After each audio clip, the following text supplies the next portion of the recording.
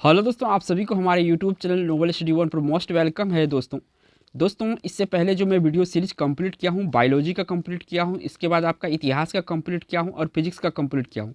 सारे Lucent book के ऊपर बेस्ड है दोस्तों, और सारे लूसेंट के ही क्वेश्चन है उसमें, ठीक है। और काफ़ी महत्वपूर्ण क्वेश्चन है दोस्तों, अगर उसको आप देख के जाते हैं दोस्तों, इसी वीडियो में प्लेलिस्ट का लिंक होगा, वहाँ पर मिल जाएगा।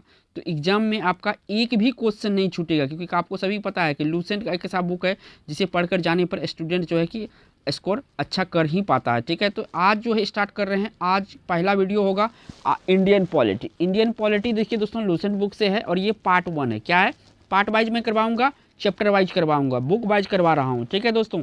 आज के वीडियो में क्वेश्चन कम है, यहाँ पे 20 क्वेश्चन है, एमसीक्यू बेस्ड क्वेश्चन है। सारे क्वेश्चन जो करवाऊंगा पूरा का पूरा, यहाँ पे लगभग मैं आपका 36 चैप्टर में पॉलिटी से करवाऊंगा। कितना, 36 चैप्टर करवाऊंगा। और यहाँ पे लगभग मैं आपका 2000 क्वेश्चन प्लस कवर होगा। यहाँ पे कितना होगा, 2000 प्लस क्वेश्चन। यहाँ पे 20 है तो किसी किसी में 150 भी क्वेश्चन है, जैसे जैसे लूसेंट में दिया हुआ है। इनमें से किसी भी एग्जाम की आप तैयारी करते हैं, चाहे एसएससी जीडी हो, यूपी कांस्टेबल हो, यूपीएससी हो, दरोगा हो, पुलिस हो, नेवी हो, बीएसएससी हो, सभी सरकारी नौकरी परीक्षाओं के लिए है दोस्तों। किसी भी इनमें से तैयारी करते हैं या किसी और गवर्नमेंट एग्जाम की तैयारी करते हैं तो काफ़ी इंपॉर्टेंट पॉलिटी का ये वीडियो होने वाला है दोस्तों। तो चलते हैं पहला क्वेश्चन पर। तो पहला क्वेश्चन यहाँ पे स्क्रीन पे आ चुका है दोस्तों। पूछा गया है कि निम्नलिखित में से किस अधिनियम द्वारा भारत के गवर्नर जनरल को अध्यादेश जारी करने का शक्ति प्रदान की गई। किस अधिनियम के तहत शक्ति प्रदान की गई थी, क्या, अध्यादेश जारी करने का। तो अध्यादेश जारी करने का शक्ति दिया गया था भारतीय परिषद अधिनियम 1861। काफ़ी महत्वपूर्ण क्वेश्चन है पॉलिटी से, ठीक है। ए ऑप्शन क्वेश्चन का राइट आंसर। देखिए सीजीएल 2002 में पूछा हुआ, बहुत ऐसे एग्जाम में ये पूछा हुआ है, वीवीआई क्वेश्चन में शामिल किया हूँ दोस्तों। चलिए अगला क्वेश्चन पर आते हैं। अगला क्वेश्चन ये रहा दोस्तों, 2 नंबर का आपका पूछा गया है कि भारत के गवर्नर जनरल को किस एक्ट के द्वारा अपनी समिति के निर्णयों को अस्वीकार करने का अधिकार मिला था। भारत के गवर्नर जनरल को किस एक्ट के द्वारा अपनी समिति के निर्णयों को अस्वीकार करने का अधिकार मिला था। तो किस एक्ट के तहत, तो ये मिला था दोस्तों 1786 का अमेंडमेंट एक्ट जो था 1786 वाला, इसमें ऐसा अधिकार मिला था गवर्नर जनरल को, जो उसका समिति कोई निर्णय लेगा तो उसको वो अस्वीकार भी कर सकता है। यानी कि बी ऑप्शन इस क्वेश्चन का राइट आंसर है दोस्तों। इस अगर वीडियो का ये जो मैं पढ़ा रहा हूँ इसका पीडीएफ अगर लेना चाहते हैं तो कमेंट जरूर कीजिएगा, आपको यहाँ से हर वीडियो का पीडीएफ प्रोवाइड किया जाएगा, बस आप एक कमेंट कीजिए। चलते हैं अगला क्वेश्चन पर। अगला क्वेश्चन यहाँ पे 3 नंबर का है दोस्तों। यहाँ पे पूछा गया है कि मिंटो मार्ले सुधार का उद्देश्य क्या था। मिंटो मार्ले सुधार का उद्देश्य क्या था, ये काफ़ी महत्वपूर्ण क्वेश्चन है ये भी। तो इसका उद्देश्य था दोस्तों पृथक निर्वाचन प्रणाली। क्या था, पृथक निर्वाचन प्रणाली जो था मिंटो मार्ले सुधार का उद्देश्य था। सी ऑप्शन सही है। काफ़ी मैं महत्वपूर्ण क्वेश्चन करवा रहा हूँ दोस्तों। अगर आपको पीडीएफ चाहिए, फ्री ऑफ कॉस्ट में प्रोवाइड करूँगा, फ्री ऑफ कॉस्ट, कोई कॉस्ट नहीं लूँगा। ये 36 वीडियो का जो मैं पीडीएफ दूंगा 2000 क्वेश्चन का। तो चलते हैं अगला क्वेश्चन पर। अगला क्वेश्चन ये रहा दोस्तों आपका जो है 40 नंबर का कि मुसलमानों के लिए अतिरिक्त निर्वाचक मंडल प्रारंभ में किसके द्वारा लाया गया था। मुसलमानों के लिए अतिरिक्त निर्वाचक मंडल प्रारंभ में किसके द्वारा लाया गया था। तो ये लाया गया दोस्तों मार्ले मिंटो सुधार 1909 के द्वारा। किसके द्वारा, मार्ले मिंटो सुधार 1909 के द्वारा, ठीक है ना। याद रखिएगा, काफ़ी महत्वपूर्ण क्वेश्चन है। देखिए दोस्तों, वीडियो अगर पसंद आ रहा होगा, बहुत सारे आप वीडियो देखते हैं जो कि मैं सीरीज बाय सीरीज दे देता हूँ, लूसेंट का जो सीरीज कवर करता हूँ, काफ़ी आप लोग प्यार देते हैं और सपोर्ट देते हैं। इस वीडियो को भी ऐसे प्यार और सपोर्ट दिएगा दोस्तों, एक वीडियो का लाइक जरूर कीजिएगा। चलिए अगला क्वेश्चन पर चलते हैं। अगला क्वेश्चन ये रहा दोस्तों आपका 5 नंबर का क्वेश्चन है कि 1909 के इंडियन काउंसिल एक्ट में किस बात की व्यवस्था की गई थी। 1909 के इंडियन काउंसिल एक्ट में किस बात की व्यवस्था की गई थी। तो देखिए दोस्तों, इसमें सांप्रदायिक प्रतिनिधित्व की बात की गई थी। क्या, सांप्रदायिक प्रतिनिधित्व की बात की गई थी। कौन सा इंडियन काउंसिल एक्ट, 1909 वाला। 1909 वाला में क्या किया गया था, सांप्रदायिक प्रतिनिधित्व का बात की गई थी। ए ऑप्शन यहाँ पे सही है। काफ़ी महत्वपूर्ण क्वेश्चन। चलिए अगला क्वेश्चन पर दोस्तों। अगला क्वेश्चन ये रहा आपका 6 नंबर का। यहाँ से पूछा गया है दोस्तों मार्ले मिंटो सुधार बिल किस वर्ष में पारित किया गया था। काफ़ी महत्वपूर्ण क्वेश्चन है। तो देखिए मार्ले मिंटो बिल जो आया था दोस्तों, ये आपका 1909 ईस्वी में आया था। कब आया था, 1909 ईस्वी में आया था। काफ़ी महत्वपूर्ण क्वेश्चन है। यहाँ पे बी ऑप्शन क्वेश्चन का राइट आंसर होगा। चलिए बढ़िए अगला क्वेश्चन पे मेरे प्यारे दोस्तों। तो ये रहा आपका 7 नंबर क्वेश्चन। यहाँ से पूछा गया है कि 1946 में कैबिनेट मिशन 3 मंत्रियों में गठित किया गया था। निम्नलिखित में से कौन सा इसका सदस्य नहीं था? 1900 यहाँ पे 46 की बात चल रहा है, कैबिनेट मिशन 3 मंत्रियों में गठित किया गया था, तो इनमें से कौन सा इसका सदस्य नहीं था? तो इनमें सदस्य जो था पहले उसको चुन लीजिए। ए बी अलेक्जेंडर ये भी सदस्य था, सर स्टेफर्ड क्रिप्स ये भी सदस्य था, लॉर्ड पैट्रिक लॉरेंस ये भी सदस्य था। इसमें सदस्य जो नहीं था लॉर्ड एमरी जो है, एमरी ये सदस्य नहीं था। किसका सदस्य नहीं था? 1946 कैबिनेट मिशन का। चलिए अगला क्वेश्चन पर आइए दोस्तों। अगला क्वेश्चन ये रहा आपका 8 नंबर का। यहाँ से पूछा गया है दोस्तों, कैबिनेट मिशन योजना के विषय में कौन सा सही नहीं है?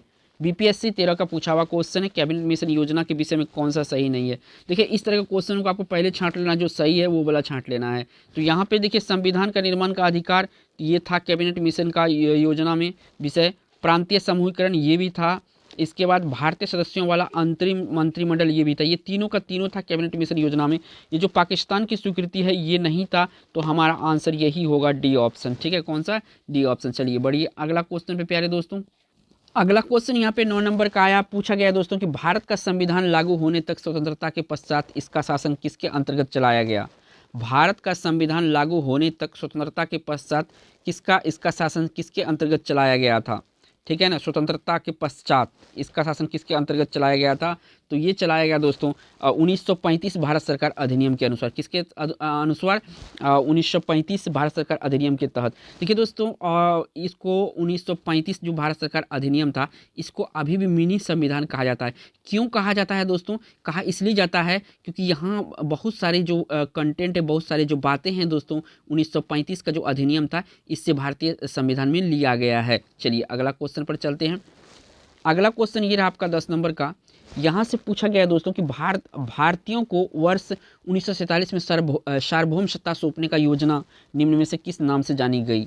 1947 का ये सार्वभौमिक सत्ता सौंपने का जो योजना था ये किस नाम से जानी गई थी? तो देखिए दोस्तों ये आपका माउंटबेटन योजना के तहत। किसके तहत? माउंटबेटन योजना के नाम से जानी गई। इसी की योजना के तहत जो है कि भारत का सत्ता भारतीयों को सौंपा था। बी ऑप्शन करेक्ट आंसर होगा। चलिए बढ़िए अगला क्वेश्चन प्यारे दोस्तों। अगला क्वेश्चन ये रहा 11 नंबर का। यहाँ से पूछा गया है दोस्तों कौन सम्मिलित नहीं है? तो देखिए भारत सरकार अधिनियम 1935 स्वशासन बिल्कुल सही है, यहाँ पे सही है। इसके बाद आ जाइए आप नीचे, तो यहाँ पे संविधान सभा का गठन कैबिनेट मिशन के तहत बिल्कुल सही है। इसके बाद साइमन कमीशन भारत विभाजन ये इसका नहीं था। ठीक है, नहीं ये वाला गलत है। मार्ले मिंटो सुधार सांप्रदायिक प्रतिनिधि ये भी सही था। यहाँ पे जो साइमन कमीशन भारत विभाजन है ये मेल नहीं खा रहा, तो हमारा जो मेल नहीं खा रहा वो ऑप्शन सही है, सी ऑप्शन। चलिए अगला क्वेश्चन पर। अगला क्वेश्चन ये रहा दोस्तों 12 नंबर का। 12 नंबर में पूछा है कि बी आर अम्बेडकर और महात्मा गांधी के मध्य सन 1932 में हस्ताक्षरित पूना समझौता में प्रावधान था। क्या प्रावधान था इनमें दोस्तों? ये बात पूछा गया है। तो देखिए निम्न वर्गों के लिए आरक्षण सहित संयुक्त निर्वाचन क्षेत्र का क्या हुआ? निम्न वर्ग के लिए आरक्षण सहित संयुक्त निर्वाचन क्षेत्र का इन दोनों के बीच समझौता हुआ था, उसे पूना पैक्ट कहते हैं। क्या कहते हैं दोस्तों? पूना पैक्ट कहते हैं। ये भी याद रखिएगा साथ के साथ।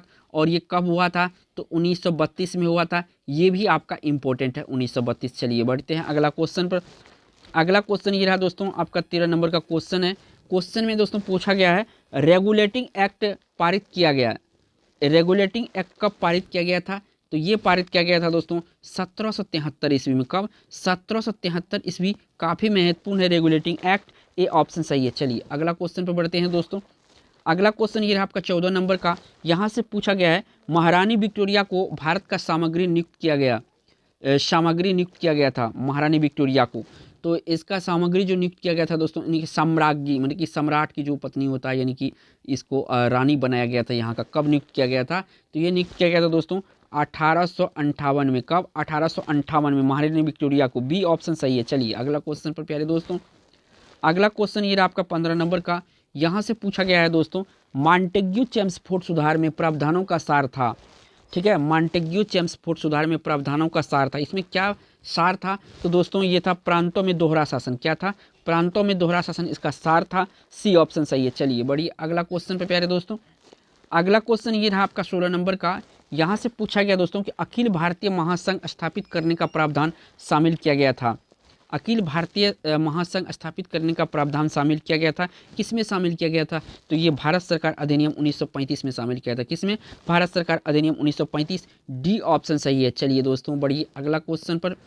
तो ये रहा प्यारे दोस्तों अगला क्वेश्चन 17 नंबर का। यहाँ से पूछा गया है कि निम्न में से किस अधिनियम ने केंद्र में द्वैत शासन प्रणाली को स्थापित किया या एग्जाम में एक बार पूछा था जन्म दिया, तो यह बात एक ही होता है।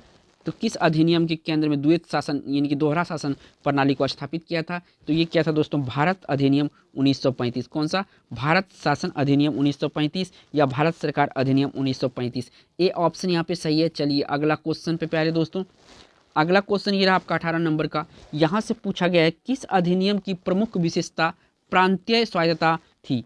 प्रांतीय स्वायत्तता किस अधिनियम की विशेषता थी, तो ये थी दोस्तों 1935 अधिनियम के तहत। कौन सा, 1935 अधिनियम के तहत। यहाँ से बी ऑप्शन सही है। चलिए अगला क्वेश्चन पे प्यारे दोस्तों, अगला क्वेश्चन ये रहा 19 नंबर का, काफ़ी महत्वपूर्ण क्वेश्चन है कि संघीय प्रणाली का पहला प्रयास भारत सरकार अधिनियम द्वारा किया गया था। कब किया गया था पहले संघीय पहला प्रयास, तो ये 1935 में किया गया था। कब किया गया था, 1935 में किया गया था। सी ऑप्शन सही है। चलिए दोस्तों अगला क्वेश्चन देखते हैं। तो अगला क्वेश्चन ये रहा दोस्तों 20 नंबर का। यहाँ से पूछा गया है कि भारत में सचिव का पद किसके द्वारा निर्मित किया गया था। सचिव का पद किसके द्वारा निर्मित किया गया था, तो ये किया गया था भारत सरकार अधिनियम 1858 के तहत जो है इसी में क्या हुआ था, भारत में सचिव का पद सृजित किया गया था। यहाँ से डी ऑप्शन सही होगा दोस्तों। देखिए दोस्तों इसी तरह का आपका अगला वीडियो आएगा, अगला वीडियो भी जरूर देखिएगा दोस्तों, काफ़ी महत्वपूर्ण वीडियो होगा। और अगर आप 3600 वीडियो देख लेते हैं तो पॉलिटी में आपका 100% मैं गारंटी लेता हूँ कि कोई भी क्वेश्चन पॉलिटी से पूछेगा तो एग्जाम में नहीं छूटेगा। थैंक्स फॉर वॉचिंग दोस्तों।